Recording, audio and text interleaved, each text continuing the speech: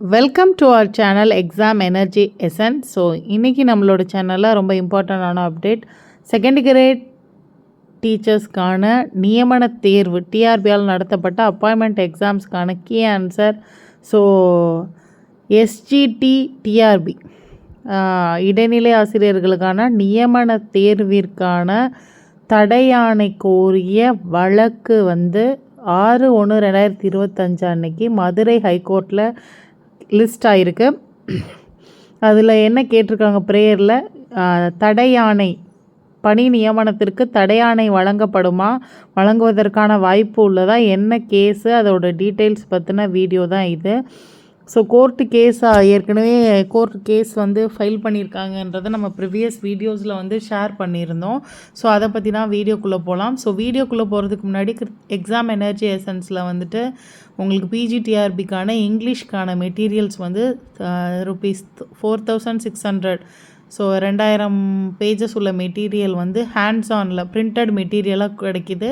Test patches இருக்குது. So தேவைப்படுறவங்க அதை நம்மளோட சேனலில் தெரிகிற நம்பருக்கு ஸ்க்ரீனில் தெரிகிற நம்பருக்கு வாட்ஸ்அப் பண்ணி தெரிஞ்சுக்கோங்க. ஸோ வீடியோக்குள்ளே நம்ம போகலாம். ஸோ அதில் பார்த்தோம் அப்படின்னா, ஸோ கீ ஆன்சர் வெளியிடப்படலை, 4 மாதம் ஆச்சு, 3 மாதம் ஆச்சு, நம்ம ஜூலையில் எழுதணும் அப்படின்றது நிறைய பேருக்கு ஒரு பெரிய ட்ராபேக் அண்ட் பெரிய மன உளைச்சலில் இருக்கீங்க. நிறைய பேர் அதுக்கான முயற்சியும் எடுத்துகிட்டு இருக்கீங்க. ஸோ அந்த விஷயங்களில் இப்போது ஒரு பெரிய டிஃப்ரென்ஸ் ஆஃப் ஒப்பீனியன் மூலமாக ஒரு கேஸ் ஃபைல் ஆகிருக்கு. New case listed on 6/1/2025. So திங்கட்கிழமை 6ஆம் தேதி ஒரு கேஸ் லிஸ்ட் ஆகிருக்கு மதுரை ஹைகோர்ட்டில். கேஸ் நம்பர் 77 லிஸ்ட் ஆகிருக்கு.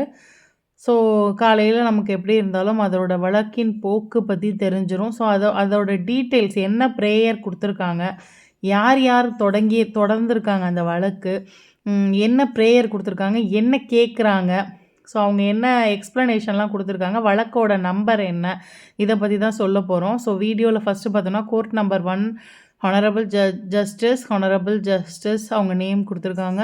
So heard through the video conferencing எது வேணாலும் இருக்கலாம். January 6 10:30 AM டைமோடு கொடுத்துருக்காங்க. ஸோ என்ன கேஸ் அப்படிங்கிறது பார்த்தோம் அப்படின்னா, இதில் கேஸ் டீட்டெயில்ஸ் கொடுத்துருக்காங்க. இதில் நமக்கு ரெகுலர் லிஸ்ட்டில் வந்திருக்கு. இதில் என்ன பெட்டிஷனர் என்ன கேட்டிருக்காங்க அப்படிங்கிறதையும் நான் சொல்கிறேன். ஸோ அவங்க அட்வொகேட் நம்பரும் கொடுத்துருக்காங்க. கேஸ் நம்பர் 77 லிஸ்ட்டாக இருக்குது. நமக்கு கேஸ் நம்பர் உங்களுக்கு, அதாவது ஃபர்தராக நீங்கள் டைரெக்டாகவே உங்களோட இதில் நீங்கள் போட்டு தெரிஞ்சுக்கலாம். வெப்சைட்டில் போட்டு தெரிஞ்சுக்கும் போது state of Tamil Nadu and 2 others. இந்த 2 அதர்ஸ் யாருன்னா state of Tamil Nadu and TRB board secretary கொடுத்துருக்காங்க.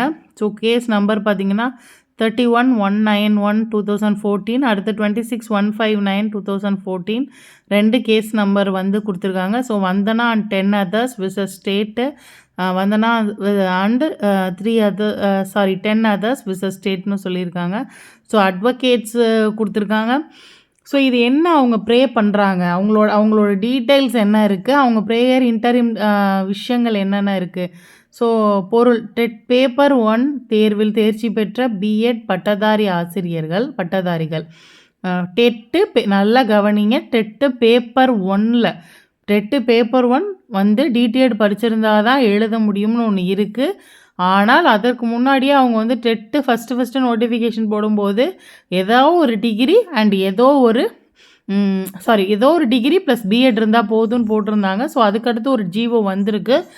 பேப்பர் 1 தேர்வில் தேர்ச்சி பெற்ற பிஎட் பட்டதாரிகள் 3, 4 மற்றும் 5ஆம் வகுப்பிற்கு 1, 2 வகுப்பு அவங்க கேட்கல, 3வது, 4வது, 5வது வகுப்பிற்கு பாடம் கற்பிக்க தகுதியானவர்கள் என அறிவித்து 21/7/2024 நமக்கு இடைநிலை ஆசிரியர் தேர்வினை மீண்டும் நடத்த கோருதல் தொடர்பாகன்னு கொடுத்துட்டாங்க. அப்போ திரும்ப நடத்துங்க அப்படின்னு கேட்குறாங்க. அதை ரத்து பண்ணுங்கன்னு கேட்கல, திரும்ப அந்த தாள் 1 தகுதி பெற்ற ஆசிரியர்கள் தாள் 1 தகுதி பெற்ற பட்டதாரி ஆசிரியர்களுக்கு நடத்த சொல்கிறாங்க.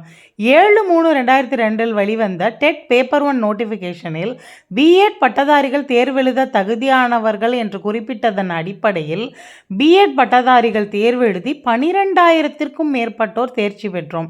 மேலும் டெட் பேப்பர் 1 நோட்டிஃபிகேஷனின் 10ஆம் பக்கத்தில் டெட் பேப்பர் 1 தேர்ச்சி பெறுவர்கள் GOMS 149 படி காம்படிட்டிவ் எக்ஸாம் SGT எழுதி அரசு பணி பெறலாம் என அறிவிக்கப்பட்டிருந்ததால், நல்லா கவனிக்கணும், ரெண்டுமே நம்மளோட நோட்டிஃபிகேஷனில் இருக்குதான், உண்மைதான் அது. ஸோ டெட் பேப்பர் 1 எழுதுறதுக்கும் அவங்களுக்கு அலௌடு இருந்தது. அதே நேரத்தில் 140 நியமன தேர்வுக்காக போட்ட அந்த ஜிஓவில் தாள் 1 தேர்ச்சி பெற்று இருந்தால் தாள் 1ற்கான நியமன தேர்வு, அதாவது இடைநிலை ஆசிரியருக்கான நியமன தேர்வை எழுதி தேர்ச்சி பெற்றால் பணி பெறலாம் அப்படின்னு அறிவிக்கப்பட்டிருந்ததனால் தகுதி தேர்வில் தேர்ச்சி பெற்ற 12,000க்கும் மேற்பட்ட பிஎட் பட்டதாரிகள் 2.5 ஆண்டுகளாக இடைநிலை ஆசிரியர் தேர்வுக்கு தயாராகி வந்தோம். ஸோ அப்போ என்ன சொல்கிறாங்க, அடுத்து என்ன லாஸ்ட்டாக வந்து 2வது பாயிண்டில் என்ன வருது உங்களுக்கு, அவங்க கொடுத்துருந்ததில் நாங்கள் 2 நோட்டிஃபிகேஷன்லுமே அவங்களோட பாயிண்ட் வந்து கொடுத்துருந்தது உண்மை தான், அதை வந்து நமக்கே தெரியும், அதை வந்து நாங்கள் தயாராகிக்கிட்டு வந்தோம்.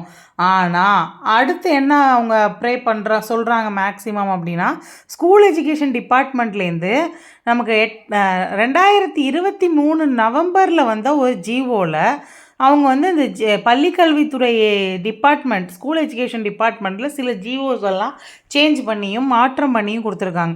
அதில் என்ன சொல்கிறாங்கன்னா, the amendment here by made that deemed to have come in force that November 23க்கு முன்னாடி இதெல்லாம் இருந்திருந்தாலும் நவம்பர் 23க்கு அப்புறம் மாற்றுறோம். என்ன அப்படின்னா, graduation with at least 50 marks and bachelor of education and the second privilege are be deleted. So என்ன சொல்கிறாங்க அப்படின்னா, நமக்கு வந்து எந்தெந்த ஜிஓவில் அப்படிங்கிறத மேலே கொடுத்துட்டாங்க. SRO B2A 2021 published in part 2 section 1Bயில் கொடுத்துருந்ததில் நாங்கள் வந்து graduation with at least 50 marks and bachelor of education and the second provided shall be deleted. யார் கொடுத்துருக்காங்கன்னா, secretary to the government Kumaraguruban sir கொடுத்துருந்த அந்த நோட்டிஃபிகேஷனை அதில் இருக்கிற அந்த செகண்ட் பார்ட்டில் இருக்கிற கிராஜுவேஷன் வித் அட்லீஸ்ட் 15 மார்க்ஸ் அப்படிங்கிறது டெலீட் ஆகுது. அப்போ என்னன்னா, செகண்ட் கிரேட் டீச்சராக இருக்கிறவங்க நமக்கு டிடிஎட்னு சொல்லக்கூடிய diploma in teacher training 2 years படித்தவங்க மட்டும்தான் இருக்கும். கிராஜுவேஷன் வித் 50% மார்க்குன்னு இருக்கிறத டெலீட் பண்ணிட்டா கிராஜுவேஷன் வித் பிஎட், அதாவது யூஜி ப்ளஸ் பிஎட் படித்தவங்க இதை எழுத முடியாது அப்படிங்கிறது உறுதியாக இருக்குது. இது எப்போ கொண்டு வராங்க அப்படின்னா 2023 கொண்டு வராங்க. ஸோ அப்போ என்ன சொல்கிறாங்க அப்படின்னா, இதை டெலீட் பண்ணிட்டதுனால ஸோ நியமன தேர்வு அப்படிங்கிறது அவங்க எழுத முடியாமல் போயிடுச்சு. அப்படிங்கிற பட்சத்தில் 2023க்கு அப்புறம், அதாவது 21/7/2024 நடைபெற்ற இடைநிலை பட்டதாரி ஆசிரியர்களுக்கான நியமன தேர்வை நாங்கள் எழுதலை அப்படிங்கிறத குறிப்பிட்டுட்டு, it is therefore humbly prayed that this honorable court may please to pass order of interim stay of the operation and enforcement of the amendment made by GOMS 204, அதாவது 204 அப்படிங்கிறது மூலமாக கொண்டு வந்த ஜிஓவை கேன்சல் பண்ணுங்கள். 8/11/2023 நம்ம காமிச்சோம் இல்லையா, அதை cancel pending disposal of main writ petition and thus render justice. So justice கொண்டு கொடுங்க அப்படின்னு கேட்குறாங்க. என்ன அந்த ஜிஓவில் இருக்குன்னா, 149 ஜிஓவை அவங்க கேன்சல் பண்ண சொல்லலை. ஸோ நிறைய பேர் குழப்பிக்கிற மாதிரி, நியமன தேர்வை அவங்க கேன்சல் பண்ண சொல்லலை. நியமன தேர்வில் கிராஜுவேஷன் ப்ளஸ் பிஎட்னு எழுதலான்னு நான் கொடுத்துருந்ததை கேன்சல் பண்ணுறேன்னு ஒரு ஜிஓ வந்து 2023 8/11/2023 வருது. அதை கேன்சல் பண்ணுங்கள், ஜிஓ நம்பர் 209 கேன்சல் பண்ணுங்கன்னு சொல்லி கேட்டிருக்காங்க. ஸோ இதுக்கான வழக்கு வந்து திங்கட்கிழமை வருது. இது எப்படி இருக்க போகுது அப்படிங்கிறத நம்ம பொறுத்திருந்து தான் பார்க்கணும். ஸோ இதில் முக்கியமாக பார்க்க வேண்டிய விஷயம் வந்துட்டு, ஜிஓ வந்து அந்த செகண்ட் கிரேட் இதை வந்து கேன்சல் பண்ணுவாங்க அப்படின்னு நம்ம எதிர்பார்க்க முடியாது. ஆனால் அந்த ஃபஸ்ட்டு கொடுத்த நோட்டிஃபிகேஷன் படி அவங்க எக்ஸாம் எழுதியிருக்காங்க. எக்ஸாம் வந்து தகுதி தேர்வு மட்டும் தான் எழுதியிருக்காங்க, நியமன தேர்வு எழுதுறதுக்கு முன்னாடியே வந்துடுச்சு. அதனால் தகுதி தேர்வுங்கிறது வந்து இது எழுதினவங்க எல்லாருக்கும் வேலை கிடையாது. அதே மாதிரி தகுதி தேர்வு எழுதிட்டதுனாலேயே நியமன தேர்வை வந்து நம்ம எழுதணும் அப்படின்னு கொடுக்கவும் முடியாது. ஸோ, அதனால இதனோட போக்கு வந்து எப்படி இருக்கும் அப்படிங்கிறத நம்ம வெயிட் பண்ணி தான் பார்க்கணும். லேட் ஆகும். ஏற்கனவே யூஜிடிஆர்பில சொல்லுவோம் அடிக்கடி. அந்த மாதிரி லேட் ஆகும். டிலேயிங் த ப்ராசஸ் அப்படின்னு தான் சொல்லணும். மற்றபடி இதில் வந்து பெரிய இம்பேக்ட் வரதுக்கான வாய்ப்பு என்னோட பாயிண்ட் ஆஃப் வியூவில் கம்மி. பட் அவங்க ஃபஸ்ட்டு செகண்டுக்கு கேட்கல. 3, 4, 5க்கு இன்னொரு கற்றல் கற்பித்தல் திறனை அதிகப்படுத்தும் நோக்கோடு அப்படின்ற பாயிண்ட்டையும் அவங்க முன்வைக்கிறாங்க. அதனால் அது எந்த மாதிரியான விளைவுகளை ஏற்படுத்துதுன்னு பார்ப்போம். இன்னும் டீட்டெயிலான எக்ஸ்ப்ளனேஷன்ஸ் வந்து இன்னும் நிறைய அப்டேட்ஸ் வந்ததுன்னா கண்டிப்பாக நம்மளோட சேனலில் அப்டேட் பண்ணுவோம்.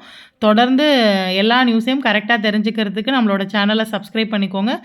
எக்ஸாம் எனர்ஜி எசன்ஸை பொறுத்த வரைக்கும் டிஆர்பி, டெட், டிஎன்பிசி, பிஜிடிஆர்பி, டிஎன்சிஆர்டி முக்கியமாக இங்கிலீஷ் லிட்ரேச்சர் சம்மந்தமான எல்லா நியூஸும் அப்டேட்டடாக, டிஆர்பி ரிலேட்டடான எல்லா நியூஸும் அப்டேட்டடாக கிடைக்கிறதுக்காக எக்ஸாம் எனர்ஜி எசன்ஸை இது வரைக்கும் சப்ஸ்கிரைப் பண்ணாத வியூவர்ஸ் சப்ஸ்கிரைப் பண்ணிக்கோங்க. அண்ட் நோட்டிஃபிகேஷன் பெல் ஐக்கானை கிளிக் பண்ணிக்கோங்க. உங்களோட ஃப்ரெண்ட்ஸ் யாராவது செகண்டரி கிரேட் டீச்சர்ஸ் எக்ஸாம் எழுதிட்டு வெயிட் பண்ணிட்டு இருந்தாங்கன்னா இந்த வீடியோவை ஷேர் பண்ணுங்கள். அண்ட் நம்மளோட சேனலை சஜஸ்ட் பண்ணுங்கள். பிஜிடிஆர்பிக்கான டெஸ்ட் பேட்ச் அண்ட் மெட்டீரியல்ஸ் பற்றின இது வந்து நம்மளோட சேனலில் நான் போட்டிருக்கேன். கண்டிப்பாக எல்லாருமே பார்த்து தெரிஞ்சுக்கோங்க அதை பற்றின டீட்டெயில்ஸை. தேங்க்யூ ஃபார் வாட்சிங் திஸ் வீடியோ. Thank you friends.